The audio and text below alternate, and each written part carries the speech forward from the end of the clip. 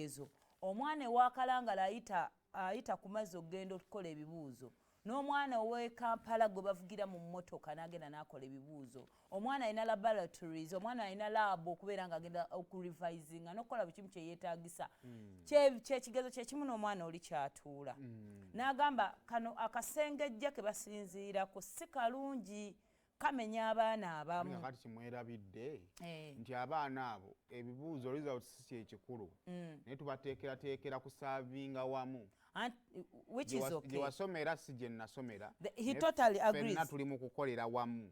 Kitegeeza tulina kusengejjibwa omulundi gumu. Annyonnyola n'agamba education saawa zino bw'oba nga he said an education system that does not mirror the real world is wasted education. Tulina okuva mu kikwate tuddeko ku ground mu reality. Naye kirala simanyi how far they made their research. Naye emakinga y'omuntu w'e Buduuda si emakinga y'omuntu w'e Kampala. Kitegeeza nti wadde tutula ekibuuzo kye kimu omuwala alabibwa bula kyovula nti omuwala alina 1.5 kubanga tumanyi challenges zaakola ki zaayitamu kati ate omuwala ku 1.5 bw'akizuulibwa nti obuntu obwo bwe bwongera mu seimo tebujja kubeera nnyo kintu kinene nnyo okusinziira kubeera nze bwe bamakinga omuwala w'e Buduuda so bwe bagenda omakingera omuwala w'e Kampala then also omuwala w'e Kampala alina 1.5 ow'e Buduuda alina ekirala nti ye waawa and the biggest picture ono kyabadde annyonnyola that really makes sense n'agamba ffe tuli nnyo ku kino ekibuuzo ekyokuwandiika and all that tuli mu practical world and what is going on ground wallahi okusanga omwana ali mu klasi yemu n'omwana wo ng'alina gy'ava eyo bali tolaba munno mwana mwatuuka abananasale basoma eyo syllabus kyeyo some schools out there tebusibye bali okusoma nursery schools eyo mu byalo sibye baliko kati Bob proposal zikye sinategeera njagala kati ye ekikye kya argument ye tuteekewo district board nga bakumakinga okusinziira wajjova ekibuuzo district board bezifulumya era bagenda kukolera mu district eyo at the end of the day ekyo ekintu kyekyali badde ekituufu nti Masaka yeekulakulanye nga Masaka Lira yeekulakulanye nga Lira Kampala yekulanye nga kyetulimu kakati obuzibu bwakyo nga olaba universities bwe ziri olwo lufumo but we can basobola okuba mu tooki tulina abantu bangi wano mu Uganda nga mwasoma obusawo hafi n'okwata empapula zewakwata ezewasoma mu busawo ne tuzikwata ne tugamba nti ogende e Bungereza okole okimanyi toddamu n'osoma omanyi lwaki kubanga ensoma ya wano bo bayinza bati bakola ki tibagikiririzaamu kakati nyala tukkiriziganyeko kiri ekintu kimu bwe tubanga tuli mu kusoma nga byetusoma byetusoma locally tugenda byenjoyinga nationally kitegeeza nti n'ebibuuzo ebitubuuza birina kuba biki nze enzikiriza yange eri bweti ate era katono nnyo n'ensonga enkulu endala gye yayogeddeko nti bino kati kubanga yo UNEB wemala omakinga ebibuuzo ogenda kiraba ano ng'ebigezo bikomyewo egenda londa essomero X nti lyerisinga essomero B nti lyerisinga essomero C nti lyerisinga buli muzadde ayanotwala ku mwana we ku ssomero X okitegeera bwe bamala ofuna abaana nga 100 ababadde basasula emitwalo 4 bagambe katusasula obukadde 2 okitegeera it is more of a business making thing okitegeera omanyi ate kati ne education kati twatuka tulaba nti no kati kyakola ssente mazima matuufu gali bwe gati ekintu ekitalimu essaawa zino Uganda gye tulimu business became a motivation factor oba ontegeera nti because of business amasomero gatandika okugoyinga extra teri ssomero lyantusomeseza computer kati ekinaddirira kyekyovola nga kati amasomero gennyini afa kennyini tukimanyi eno you can't come here and mention someone in school but tukimanyi most of the top schools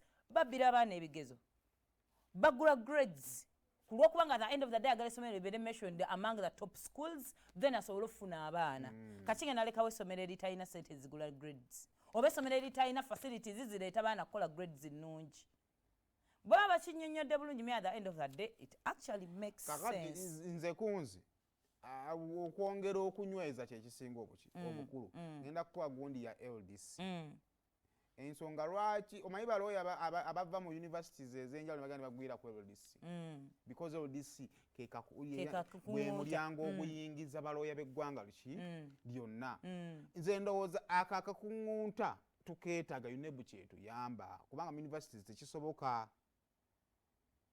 singa buli university ebadde tulina ekibuuzo kye tutuula ekyawamu ne tekisoboka buli omu asetinga bibye bali ab'amateeka ne bagamba engeri amateeka gye gali agenda kuteekawo akakungunta ak'eggwanga so nze mu ndowooza yange we tudda mu kya district Uganda tennatuukawo kituli mu kwogera proposal ya myaka nga 15 okuva kati ensi nno ng'edduka speed proposal endala gye balina scrapping also boarding schools kakati this is where I really wanted abaana abasinga abazadde bali batwala mu boarding schools abamu bali mu boarding schools actually n'amasomero agamu bagamba bo entirely bayingiza abaana basulayo experts in education but it's not a report that it is a proposal bali munda mu ministry kati nga ono gamuno chancellors abenjawulo and all that baba advising a ministry okubirowoozaako a boarding section ni kinene nnyo actually twabadde ne conversation ne bakwano wange omukwano gwange omu yangaye muno omwana wa P1 ali mu boarding school ne mugamba okay now listen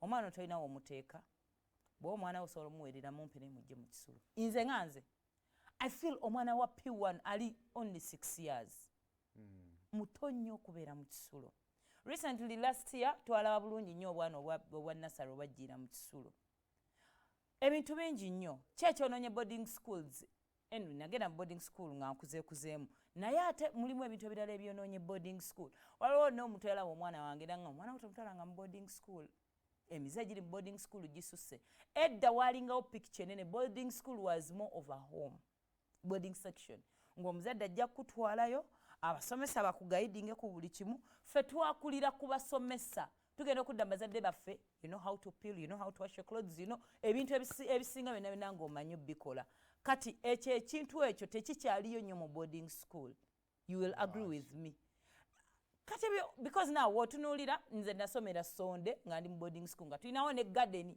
mugenda ne mujja emmere kati ku ssaawa zino wano wennyini essomero we lyali lukoma for example bateekawo estate kati wakyaliwaawo ennimiro jjukira all the top boarding schools ze twawuliranga nga zibeera neeyo wala ng'omwana avaayo nga yenayina ba moldings okubeera nga alina kyali kati naye kati omwana agenda boarding school ate omuzadde ye n'abeera kati alina kyamaanyi nnyo to play at home because at the end of the day me and you tukimanyi kati amasomero tegakyaliko ebyo edda twawuliranga amasomero the big in sports education n'ebirala bye bayigiriza abaana kati kyetwagala grades omwana asomera ku somero ki lyakoze litya kyekisinga obukulu kati azadde kye batunuulira now actually n'amasomero kakati now to parents nga mweteekateeka kati abazadde batuddaawo eno Uganda gye tutasobola kugamba nti hafitule wakanza olera abaana bange olabire abaana bange nze nja baweerera n'omusajja yennyini akubuuza gwe ki kyoleeta ku mmeeza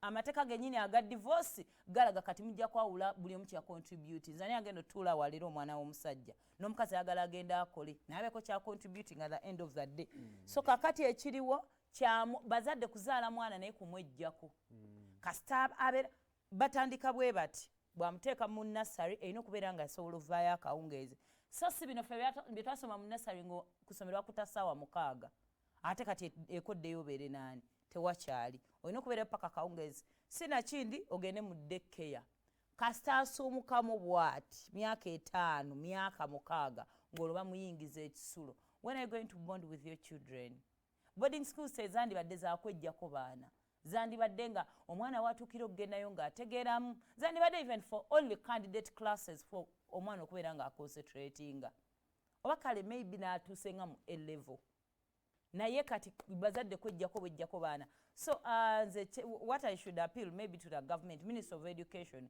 kale tubeereko limit kale omwana yandingidde boarding section say like P6 P7 n'okudda waggulu naye n'osanga omwana w'emyaka 3 ali mu kisulo mwagenzeeyo ku mwezi nemulaba ebintu nga bitambula nga but things happened here Seymour don't tell me you don't watch news abaana singa baali baana bakulu buno bwana bwafiira mu ssomero abaana abo kuba mama abaana omuwendo gw'abaana abaafa n'abazadde abali ku ghetto abali kati ayagala bakubalire baana bafiiridde mu bisulo oba bafunidde buzibu mu bisulo lwaki abazadde bakwata abantu muzadde asobola kukwata kaana ke abazadde bali what I even saying amuzadde asobola kukwata kaana ke nze kenyini mukwano gwe nagambye mpa omwana ayina muwala gwe yamuzaalamu naye yennyini waali they are young parents but everyone thinks they are too busy okubeera nga babira n'omwana be batono ab'ennaku be basinga obungi oli n'agenda otunamu nga at least ku ssomero omwana ajja okubeerera ki safe.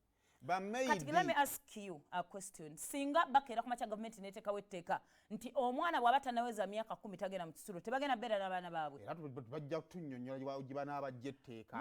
Ngate lwaki bannyonnyola bajja beera nabo. Ne bo besuulidde nnyo gwannagamba. Ebbula ly'emirimu mu ggwanga muno lyerisinza okukendeeza obudde bw'abazadde eri abaana tozaala if you're not ready to take care of your child. Eyo debate ya lunaku lulala. Tozaala. Eyo debate ya lunaku lulala. Because singa omanya omwana wo toyina gw'ogenda mulabirira gw'ogenda mulekera omanya omwana wo toyina agenda mulabirira then take time be ready to have a child. Waliwo abalemeddwa batwala ku masomero lyafu byayiyiza akasente abatutte mu kisulo. Omwana at least ku ssomero basobola okukola ki okubeerawoko n'obalabako. Njomu no kumara batagala kisulo sandi kisoya kwata mwana is it a matter of kutwala mwana mu kisulo oba grooming a child? Kati ebintu bibiri. At the end of the day waliwo okubeera kicho oyagala okutwala omwana ku ssomero you're partly grooming the child. You're partly okumuleka ewaka toyina ky'omuyambyeko. Saagala tutandike kwogera nga abatali mu ggwanga. No, I am speaking by the way nga njogera nga nina mukode ku magezi. I'm speaking with sense ate with emotions. Njagala ombuulire kati omwana g'osudde mu kisulo okuva mu P1. Sikusuula. Banne kankuwe ffenna Simon laba wano tukeera wano. Nze nsobola okubeera nga nsobola dropping omwana wange ku ssomero naye obudde bwagendera ku ssomero bwe budde bwe nnina okubeera wano. I sacrifice a lot. Olumu n'otukane wano late omaking sure agenza atya oba ofeebako omukozi n'agamba nze ngenda. Olumu nzijjako naye wano. Hafi obulamu bwammwe buli mu bulamu nga bwe twakula tubulowooza nti n'omuzadde okula n'ozaala omwana n'ogenda n'okola. Njagala twogere ku Kadaama akolera akakadde kamu n'ekitundu nga omwana buli ssaawa tasoma. N'afuna essomero gye basobola okugenda ku mitwalo 7 n'agamba omwana kabeere mu kisulo at least. You're kidding me. Tebalina ba relatives. Nino omuwala yaweerezanga muganda we ssente. Muganda we n'atamugulira poloti n'ataweerera abaana n'atandika okumutiisatiisa omuloga. Ng'oteeka ssente ku ssomero ku school accounts ng'ono obawaayo just kulabirira abaana. Bannange buli omwana be bw'asobola. Byonna bituufu. Buli omwana we bw'asobola. Ogenda keera ku makya nga waweerera omwana wo nga tewaliwo bondi ng'omwana agamba my mom was not there for me naye nga yalinga ku kyeyo nga wano we tutuuse. Katonda bakyasaasidde ng'okyasobola okugenda ku mulimu n'okola n'oddayo n'olaba ku baana. Obeera ne wano n'ogamba oluva wano ŋŋenda waka omwana namulese. Kubanga hafi awo Katonda gwakusaasiriddeko waliwo atasobola nakulaba ku mwana for 10 years. Abaana bajjeemize mu ssomero omwana wo at a very tender age. Kituufu kati ekibuuzo solution yakyo yandibadde ki? Nti be available do whatever you can. Anti waliwo nga availability egenda kubonyaabonya mwana abazadde bangi nga tubalabako nga babonaabona n'abaana baabwe. Bye bagamba abakazi mbusimanya bw'oba onoba kulaba kubanga ogenda kukolera mwana wo muleke ewamujja ogenda n'omwana musibe ku mugugu genda naye otobe naye. Bambi abamu tebalina busobozi. Abula leero entambuza y'obulamu etutabudde. Katutambulemu wamma. Butudde n'okutuula. Kati eno y'entambuza y'obulamu bwo mu bintu eby'enjawulo.